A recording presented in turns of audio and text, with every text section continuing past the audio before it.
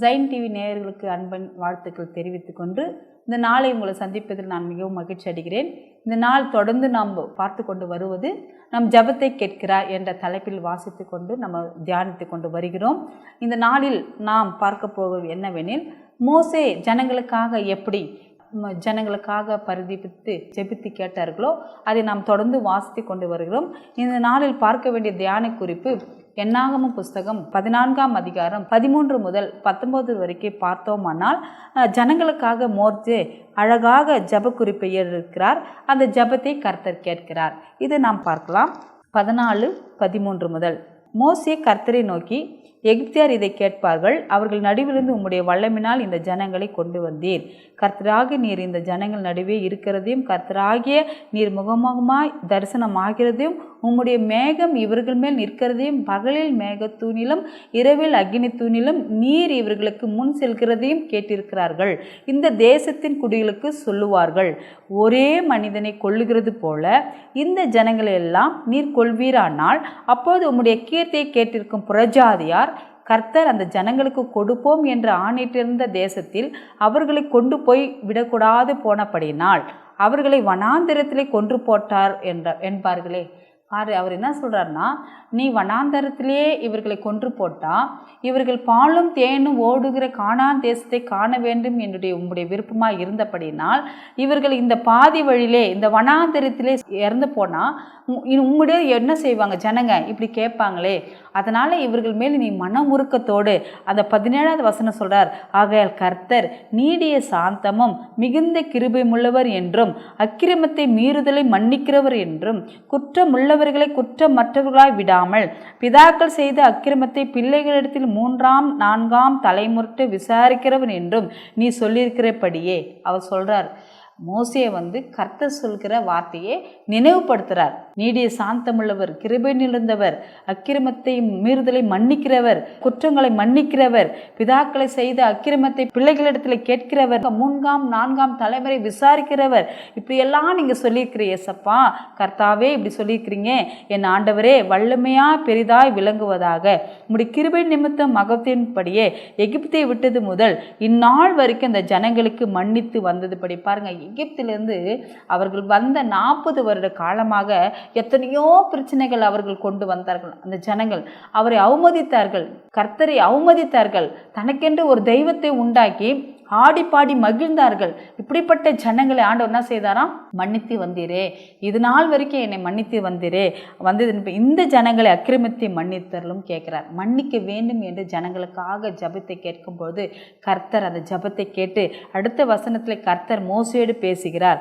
உன் வார்த்தையின்படியே மன்னித்தேன் அப்படின்னு சொல்லிட்டார். பாருங்க, 20ஆவது வசனத்தில் அவர் சொல்றாரு, அப்பொழுது கர்த்தர் உன் வார்த்தையின்படியே மன்னித்தேன்.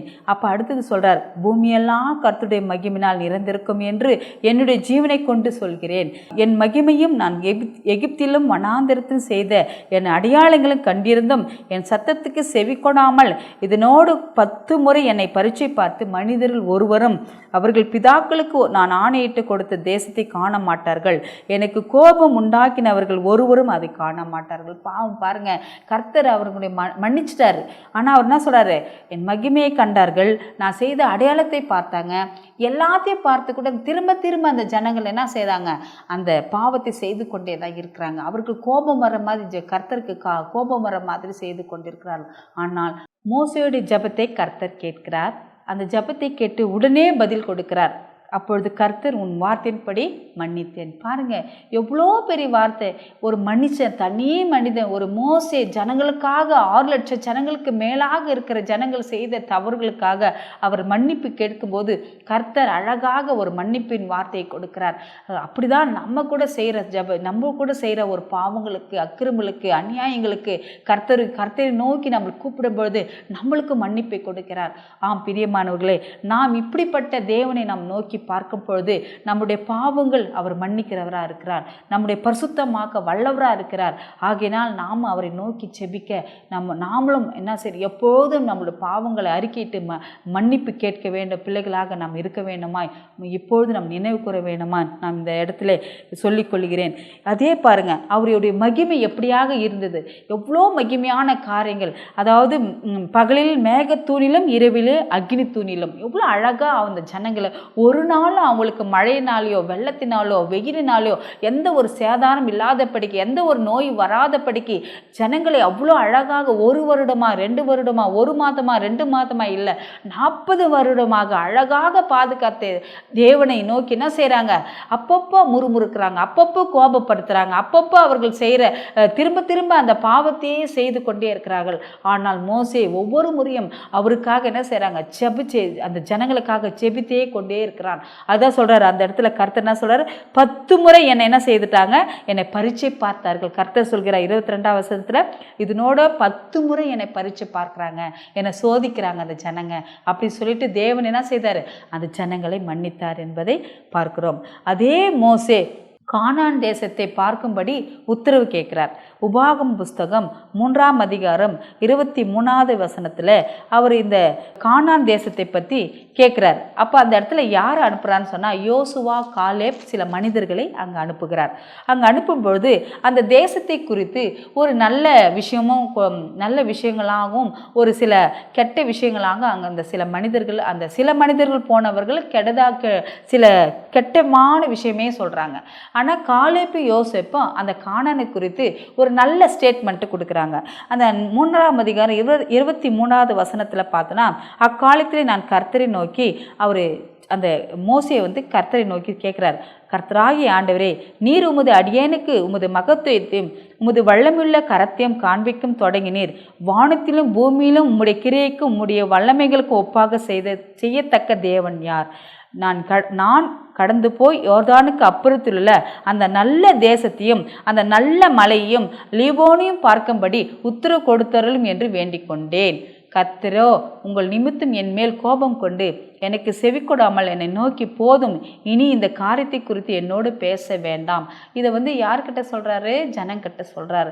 ஆனால் ஜனங்கிட்ட என்ன சொல்கிறாரு, உங்களை நிமித்தம் தான் என்னை என்ன செய்ய மாட்டா இருக்கிறாரு, கானான் தேசத்துக்கு போக விடானே, போதும் அப்படின்னு சொல்லிட்டு சொல்கிறாரு. இது பாருங்கள், எவ்வளோ ஆண்டவர் அந்த கானான் தேசத்தை குறித்து அவர் அழகாக புறப்பட்டு ஜனங்க போக வேண்டும், அங்கே அதிலே குடிக்கொண்டு மகிழ்ச்சியாக இருக்க வேண்டும் என்பதுதான் கர்த்தருக்கு பிரியமான காரியமாக இருக்கிறது. ஆனால் அந்த மக்கள் வரும்பொழுது அந்த 40 வருட காலத்தில் அவர்கள் செய்கிற ஒவ்வொரு அவமானங்களும் அக்கிரமங்களும் அநியாயம் கர்த்தருடைய பார்வையில் நீ பார்த்ததுனால அவர் ஒவ்வொரு முறையும் பார்த்து அந்த ஜனங்களை அந்த வேண்டுதல் நிமித்தம் அவரை மன்னித்து மன்னித்து மன்னித்து அந்த மீண்டும் மீண்டும் அவர்களை வழிநடத்தி கொண்டே வருகிறார் என்பதை நம்ம பார்க்கிறோம். அடுத்தபடியாக உபாகமம் 3ஆம் அதிகாரம் 28வது வசனத்திலே யோசுவாக்கு ஒரு கட்டளை கொடுக்கப்படுகிறது. என்னன்னா, நீ யோசுவாக்கு கட்டளை கொடுத்து அவனை திடப்படுத்தி பலப்படுத்தி இந்த ஜனங்களுக்கு முன்பாக கடந்து போய் அவனே நீ காணும் தேசத்தை அவர்களுக்கு பங்கிட்டு கொடுப்பான். பாருங்க, இப்படிப்பட்ட 40 வருடமாக நேருக்கு நேர கர்த்தருடைய பேசிய மோசேக்கே கானான் தேசத்தை பார்க்காதபடிக்கு இந்த யோசுவாக்கு கொடுக்கிறார். இந்த யோசுவா இவளோடு இருந்த ஒரு சகோதரன், இந்த சகோதரனுக்கு என்ன செய்கிறாரு, அவனுக்கு தான் அந்த கானான் தேசத்தை காணும்படியாக கர்த்தர் நியமித்து வச்சிருக்கிறாரு. அதனால தான் என்ன சொல்கிறாருன்னா, நீ அவன் என்ன செய்கிற, அவன் கட்டளை கொடுத்து யோசுவாக்கு நீ செய் அப்படின்னு சொல்லிட்டு சொல்லும்போது அவன் அந்த வார்த்தையை கேட்டு அதே போல் மோசே கீழ்ப்படுகிறான். அடுத்தபடியாக நம்ம பார்க்கும்போது யோசுவாவோட கர்த்தரை நோக்கி நம்ம பார்க்குறோம். யோசுவாவோட எப்படி கர்த்தரை நோக்கி போனார் என்பதை நம்ம பார்க்கும்பொழுது யோசுவாவின் புஸ்தகம் 7ஆம் அதிகாரம் 7வது வசனத்தில் 7வது வசனம் முதல் 9ஆம் வசனம் வரைக்கும் பார்ப்போம். அங்கே பார்த்தீங்கன்னா, யோசுவா கர்த்தராகிய ஆண்டவரே, எங்களை அழிக்கும்படி எமோரியர் கையில் ஒப்பு கொடுப்பதற்காகவா தேவரீர் இந்த ஜனத்தை யோர்தானை கடக்க பண்ணினீர்? நாங்கள் யோர்தானை அப்புறத்தில் மனம் திருப்தியாக இருந்து விட்டோமோ, ஆனால் நலமாக இருக்கும். ஆண்டவரே, இஸ்ரவேலர் தங்கள் சத்துருக்களுக்கு முதுகை காட்டினார்கள். இப்பொழுதோ நான் என்ன சொல்வேன்? கானானியரின் தேச குடிகள் யாவரும் இதை கேட்டு எங்களை வளைந்து கொண்டு எங்களை பேரை பூமியில் இராதபடிக்கு வேறிட்டு போக பண்ணுவார்களே, அப்பொழுது உமது மகத்தான நாமத்திற்கு என்ன செய்வீர் என்றான். அப்பொழுது கர்த்தர் யோசுவாவை நோக்கி, எழுந்திரி, நீ இப்படி முகம் குப்புற விழுந்து கிடக்கிறது என்ன? இஸ்ரவேல் பாவம் செய்தார்கள், நான் அவர்கள் கட்டளிட்ட என் உடன்படிக்கை மீறினார்கள், சாபத்தீடானதில் எடுத்துக்கொண்டதும் களவு செய்ததும் வஞ்சித்ததும் தங்கள் பண்ட பாடிகளுக்குள்ளே வைத்ததும் உண்டே. ஆதலால் இஸ்ரவேல் புத்திரர் தங்களுக்கு சத்துருவுக்கு முன்பாக நிற்கக்கூடாமல் தங்கள் சத்துருவுக்கு முதுகை காட்டினார்கள், அவர்கள் சாபத்தீடானார்கள். நீங்கள் சாபத்தீடானவரை உங்கள் நடுவில் நிற்க பண்ணா விட்டால் இனி உங்களோடு இரேன். பாரு, யோசுவா இங்கேயும் எப்படி மோசே கேட்டாரோ யோசுவாவும் இங்கே கேட்குறார். அதனால் கர்த்தர் நம் ஜபத்தை கேட்கிறவர், ஜபத்தை கேட்டு நம்ம பதில் கொடுக்கிறவர். ஒவ்வொருவரையும் ஜபத்தை கேட்டு அவர் பதில் கொடுப்பார். நம்ம விசுவாசித்தால் தேவனுடைய மகிமை காண்போம். நம்ம விசுவாசித்தால் தேவனுடைய மகிமை அல்ல, அவரோடு நம்ம பிரசன்னத்தில் வாழ்வோம் என்பதை நான் இந்த நேரத்தில் கூறிக்கொண்டு, பிரியமானவர்களே, மோசையோடு இருந்தது போல யோசுவோடு இருந்தது போல நம்மோடும் கூட கர்த்தர் இன்றும் வாழ்கிறார். இன்றும் இல்லை, நேற்றும் இன்றும் என்றும் மாறாத நம் தேவன், நம் ஜபத்தை எப்போது கேட்கிற தேவன், நம் ஜபத்திற்கு பதில் கொடுக்கிற தேவன், நம்மளை விசாரித்து நம்மளை ஆண்டவரே நம்மளுக்கு ஜபத்தை கேட்டு ஆண்டவரே என்று சொல்லும்போது, ஆண்டவருடைய பாதத்தில் நம்ம விழும்போது நம் ஜபத்தை கண்ணீரை துடைக்கிற தேவன். இப்படிப்பட்ட தேவனுக்கு முன்பாக இப்படி மோசே போல யோசுவா போல ஜனங்களுக்காக எப்படி அவர்கள் நம் ஜபத்தை கேட்டு கர்த்தர் மன்னித்தாரோ, நம்மளை கூட மன்னிக்கிற தேவனாக இருக்கிறப்பட அவருக்கு நன்றி செலுத்துகிறார்களா? நாம் இப்போது யோசுவாவின் போல மோசே போல ஆண்டவரே நாங்கள் கூட ஜனங்களுக்காக உம்முடைய ஊழியத்தை செய்கிறதற்காக நாங்கள் என்னென்ன செய்ய வேண்டும் என்று எங்களுக்கு கற்றுத்தாருங்க ஏசப்பா, எங்களுக்கு கற்றுத்தாருங்க கர்த்தாவே என்று கேட்கும்போது நம் ஜபத்தை கேட்கிற ஆம் பிரியமானவரே, நாம் ஜெபிப்போமா? இப்போது ஜபம் செய்து நம்முடைய ஜபத்தை கேட்கிற தேவன் நம்முடைய ஜபத்தின் மூலியமாக அநேக பிள்ளைகளுக்கு அநேக ஜனங்களுக்கு வழிவாசல் திறக்கிற தேவன். ஆம் பிரியமானவர், இப்போது ஒரு சின்ன ஜபத்தின் மூலமாக கர்த்தருக்கு நன்றி சொல்லுகிறோம். கர்த்தாவே, அந்த நேரத்தில் யோசுவாவையும் மோசேயும் பார்க்கும் பொழுது தகப்பனே, அந்த கானான் தேசத்தை காண வேண்டும் என்று நீர் நினைக்கும் பொழுது தகப்பனே, அநேக நேரத்தில் அவர்களுக்கு இடர்பாடுகள் வந்தது, அநேக நேரத்தில் உம்மை கோபப்படுத்தினார்கள். ஆனால் தகப்பனே, நீர் அவர்களை மன்னித்தது போல இதோ நாங்கள் செய்கிற பாவத்தை கூட எங்களை மன்னிக்கிற தேவனாக இருக்கிறபடியால் உமக்கு நன்றி செலுத்துகிறோம். இனி நாங்கள் ஆண்டவரை பாவத்திற்கு உட்படாதபடிக்கு எங்களை பாதுகாத்து கொள்ளுங்க, உம்முடைய வழி நடத்துங்க, உம்முடைய வார்த்தையினால் உம்முடைய ஜீவனை கொண்டு நாங்கள் எப்போது வாழும்படிய கர்த்தர் கிருபை தாருங்க. இதை பார்த்து கொண்டிருக்கிற ஒவ்வொருவரும் தகப்பனே, நாங்கள் எங்களுடைய ஜபத்தை என் தேவன் கேட்க வேண்டும் என்று ஆண்டவரே பிரயாசப்படுகிற ஒவ்வொரு பிள்ளைகளுடைய வார்த்தையை ஆண்டவரே நீ கேட்கப்படியால் உமக்கு நன்றி செலுத்துகிறார் ஆச்சா. ஆமேன் தகப்பன், இந்த நாளுக்கான உண்டான இந்த வார்த்தை கொடுத்த கிருபைக்காக நன்றியே சப்பா.